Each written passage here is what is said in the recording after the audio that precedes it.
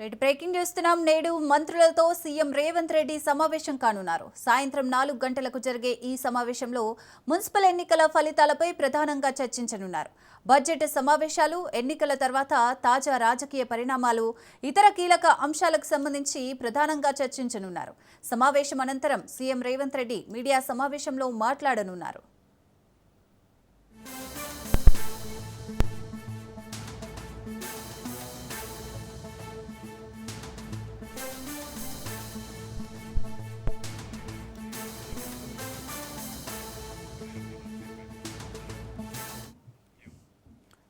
నేడు మంత్రులతో సీఎం రేవంత్ రెడ్డి సమావేశం కానున్నారు. సాయంత్రం 4 గంటలకు జరిగే ఈ సమావేశంలో మున్సిపల్ ఎన్నికల ఫలితాలపై ప్రధానంగా చర్చించనున్నారు.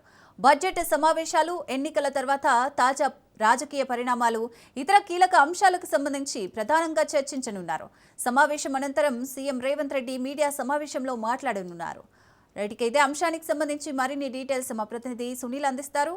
సునీల్, మొత్తం మీద ముఖ్యమంత్రి రేవంత్ రెడ్డి ఈ ఢిల్లీ పర్యటన ముగించుకొని నిన్న సాయంత్రం హైదరాబాద్ చేరుకున్నారు. ఇక తాజాగా రాజకీయ పరిణామాల నేపథ్యంలో ఇటీవల కాలంలో జరిగినటువంటి 116 మున్సిపాలిటీలు, 7 కార్పొరేషన్లు కాంగ్రెస్ పార్టీ అత్యధికంగా సీట్లను కైవసం చేసుకున్న నేపథ్యంలో తాజా రాజకీయాలకు సంబంధించిన విషయాలపై కూడా ఈ రోజు సాయంత్రం 4 గంటలకు ముఖ్యమంత్రి రేవంత్ రెడ్డి వివిధ శాఖ మంత్రులతో అత్యవసర సమావేశాన్ని ఏర్పాటు చేయనుంది. ప్రధానంగా మున్సిపల్ ఎన్నికల్లో సాధించిన విజయాలు, అదేవిధంగా హంగు ఉన్నటువంటి ప్రాంతాల్లో ఏ రకంగా ముందుకు వెళ్లాలన్న ప్రధాన అంశాలపై కూడా ఈరోజు ముఖ్యమంత్రి రేవంత్ రెడ్డి మంత్రులతో సమావేశంలో కీలక నిర్ణయం కూడా తీసుకునే అవకాశం మనం చూద్దాం. ఇప్పటికే దాదాపు 30 పైగా సీట్లు హంగ్ ఏర్పడింది. ఆ హంగ్ ఏర్పడినటువంటి ప్లేసెస్ లో ఆ స్థానాలని ఏ విధంగా కైవసం చేసుకోవాలి, ఏ విధంగా ముందుకు వెళ్లాలన్న దానిపై కూడా ఈరోజు మంత్రుల సమావేశంలో ముఖ్యమంత్రి రేవంత్ రెడ్డి కీలక నిర్ణయం కూడా తీసుకునే అవకాశం. దీంతో పాటు రాబోయే కాలంలో తెలంగాణ రాష్ట్రం సంబంధించినటువంటి 2026, 2027 సంబంధించినటువంటి బడ్జెట్, రాష్ట్ర బడ్జెట్ సంబంధించిన అంశాలపై కూడా మంత్రులతో ముఖ్యమంత్రి రేవంత్ రెడ్డి చర్చించి తాజా నిర్ణయాలు కూడా తీసుకునే అవకాశం ఉంది. దీంతో పాటు ఇటీవల కాలంలో రాష్ట్ర వ్యాప్తంగా దుమారం రేపుతున్నటువంటి పలు అంశాలు, అటు తెలుగు రాష్ట్రాల జల వివాదాలకు సంబంధించిన అంశాలతో పాటు మరోవైపు ప్రాజెక్టులకు సంబంధించినటువంటి ప్రధాన అంశాలపై కూడా ముఖ్యమంత్రి రేవంత్ రెడ్డి ఈరోజు మంత్రులతో చర్చించి కీలక నిర్ణయం తీసుకునే అవకాశం. ప్రధాన ఎజెండాగా మాత్రము మున్సిపల్ ఎన్నికలు, మున్సిపల్ కార్పొరేషన్ సంబంధించినటువంటి విషయాలపై మాత్రం కీలక నిర్ణయాలు కూడా తీసుకునే అవకాశం ఉంది. మీడియా ఇదంతా కూడా మంత్రులతో సమావేశం అంతా కంప్లీట్ అయిన తర్వాత ముఖ్యమంత్రి రేవంత్ రెడ్డి మీడియాతో కూడా మాట్లాడే అవకాశం ఉన్నది కూడా కొంత సమాచారం తెలుస్తుంది. కాబట్టి చూడాలి, సాయంత్రం 4 గంటలకు సమావేశం కంప్లీట్ అవుతుంది, సాయంత్రం సమావేశం స్టార్ట్ అవుతుంది. కాబట్టి సమావేశం అనంతరం మీడియాతో మరి మాట్లాడతారా లేదా అనేది కూడా మనకు క్లారిటీ కూడా మధ్యాహ్నం వరకు వచ్చే అవకాశం ఉంది. ప్రస్తుతం అయితే ముఖ్యమంత్రి భేటీ మాత్రం చాలా రాజకీయాల్లో మొత్తం తీవ్ర చర్చనీయంగా మారింది. ఎందుకంటే హంగ్ ఏర్పడినటువంటి ప్లేసెస్ లో చాలా బీఆర్ఎస్ పార్టీ నేతలు చాలా మంది ఆరోపణలు చేస్తున్నారు.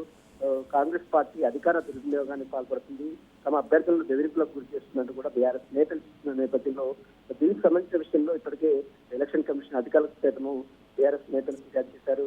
మరి ఈ రోజు ముఖ్యమంత్రి భేటీలో తీసుకోబోయే నిర్ణయాలను ఏ విధంగా, కొన్ని హంగ్ ఏర్పడినటువంటి ప్లేసెస్ ని ఏ విధంగా కైవసం చేసుకోవాలి, ఏ విధంగా వారిని విభజించే ప్రయత్నం చేయాలన్న విషయాలపై కూడా మంత్రులతో, పార్లమెంట్ ఇన్ఛార్జ్ గా ఉన్నటువంటి మంత్రులందరితో కూడా ముఖ్యమంత్రి రేవంత్ రెడ్డి సమావేశమై కీలక నిర్ణయాలు కూడా తీసుకునే అవకాశం ఉంది.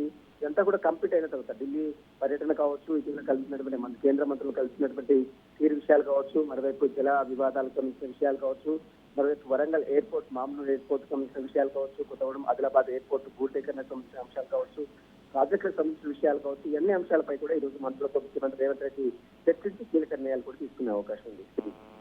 అయితే సునీల్, ఇప్పుడు జిహెచ్ఎంసీ, ఎంపీటీసీ అలాగే జెడ్పీటీసీ ఎన్నికలు ఎప్పుడు అనే దాన్ని మనం ఎక్స్పెక్ట్ చేయొచ్చు అంటారా ఈ మీటింగ్ ద్వారా?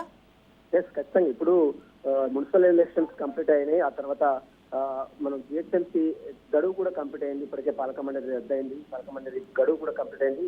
అయితే హైదరాబాద్ నగరంలో 3 కమిషనరేట్లని, 3 మున్సిపల్ కమిషనర్ని ఏర్పాటు చేస్తూ ఇటీవల కాలంలో రాష్ట్ర ప్రభుత్వం ఒక గెజిట్ నోటిఫికేషన్ కూడా విడుదల చేసింది. Hyderabad GHMC, Hyderabad greater Hyderabad municipal corporation తో పాటు Cyberabad municipal corporation, Malkajgiri municipal corporation, మొత్తం 3 మున్సిపల్ కార్పొరేషన్లకు ఇప్పటికే అధికారులను సైతం, కమిషనర్లు సైతం నియమించింది. దీంతో పాటు 4 కమిషనరేట్లు, హైదరాబాద్ లో అంతకుముందు 3 కమిషనరేట్ మాత్రమే ఉంది, కానీ పోలీస్ కమిషనరేట్ ని 4 చేసింది. మొత్తం మీద వార్డుల విభజన, గతంలో 150 వార్డులు ఉంటే దాన్ని 300 వార్డులు చేసింది. కాబట్టి ఈ విభజన మొత్తం ఈ డీలిమిటేషన్ కావచ్చు, ఈ సంబంధించినటువంటి సంబంధించిన అన్ని అంశాలపై కూడా ఈరోజు చర్చించి కీలక నిర్ణయం కూడా తీసుకున్నారు. ఒకవేళ ఇప్పటికే జిహెచ్ఎంసీ గడువు, పాలక మండలి గడువు ముగిసింది, ఇప్పుడంతా అధికారుల చేతిలో ఉంటుంది. కాబట్టి త్వరలోనే వాటన్నిటికీ జిహెచ్ఎంసీ కూడా త్వరలోనే ఎలక్షన్స్ జరపాలా, మరి ఎప్పుడు జరిపితే బడ్జెట్ సమావేశాల అనంతరం ఎలాంటి నిర్ణయాలు తీసుకోవాలన్న ఆ ప్రధాన అంశాలపై కూడా ఈరోజు మంత్రులతో ముఖ్యమంత్రి చర్చించే అవకాశం ఉంది. దీంతో పాటు ఎంపీటీసీ, జెడ్పీటీసీ ఎన్నికలు కూడా నిర్వహించాలని రాష్ట్ర ప్రభుత్వం భావిస్తుంది. కాబట్టి మరి వాటిని ఎప్పుడు నిర్వహించాలి? ఎందుకంటే ఎంపీటీసీ, జెడ్పీటీసీ ఎన్నికలు నిర్వహించాలంటే జనాభా ప్రాతిపదికన, జనాభా గుణగణ జరగన చేయాల్సినటువంటి వస్తుంది. దీంతో పాటు బీసీ రిజర్వేషన్ సంబంధించిన అంశాలు కూడా పెద్ద ఎత్తున ప్రభుత్వానికి కొత్త తలనొప్పిగా మారిన పరిస్థితి నేపథ్యంలో వాటికి సంబంధించిన విషయంలో ఏ విధంగా ముందుకెళ్లాలన్న దానిపై కూడా ఈ రోజు మంత్రులతో ముఖ్యమంత్రి రేవంత్ రెడ్డి చర్చించి నిర్ణయం కూడా తీసుకునే అవకాశం.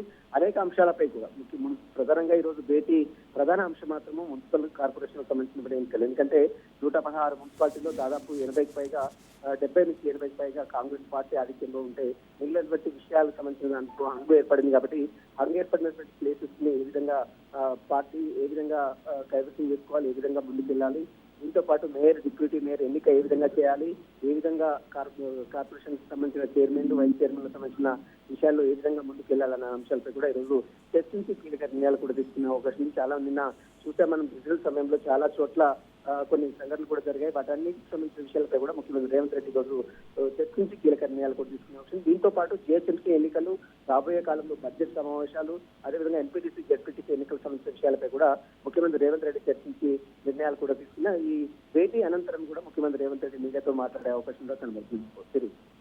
అయితే సునీల్, ఇప్పుడు మున్సిపల్ ఎన్నికల్లో చూసుకుంటే కాంగ్రెస్ క్లీన్ స్వీప్ దిశగా అయితే దూసుకెళ్లింది. నెక్స్ట్ 6 గ్యారంటీలకు సంబంధించి అమలు కాని గ్యారంటీలు ఏవైతే ఉన్నాయో అవి చర్చకు వచ్చే అవకాశం ఏమైనా ఉందంటారా? ఎస్, మనం చూడొచ్చు ఇప్పటికే రాష్ట్ర వ్యాప్తంగా కూడా రైతు భరోసా వేస్తా అని చెప్పి ఇప్పటి వరకు వేయలేదు రాష్ట్ర ప్రభుత్వము.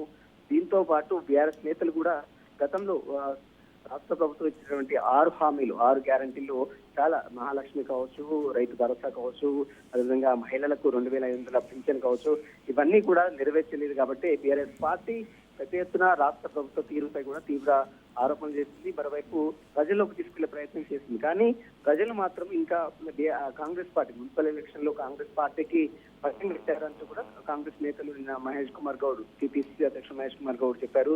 అభివృద్ధి సంక్షేమాన్ని దృష్టిలో ఉంచుకొని కాంగ్రెస్ పార్టీని ఆదరించారని కాంగ్రెస్ నేతలు చెప్తున్నారు. మరోవైపు రాష్ట్ర ప్రభుత్వం తీరును విమర్శిస్తూ అటు బీఆర్ఎస్ నేతలు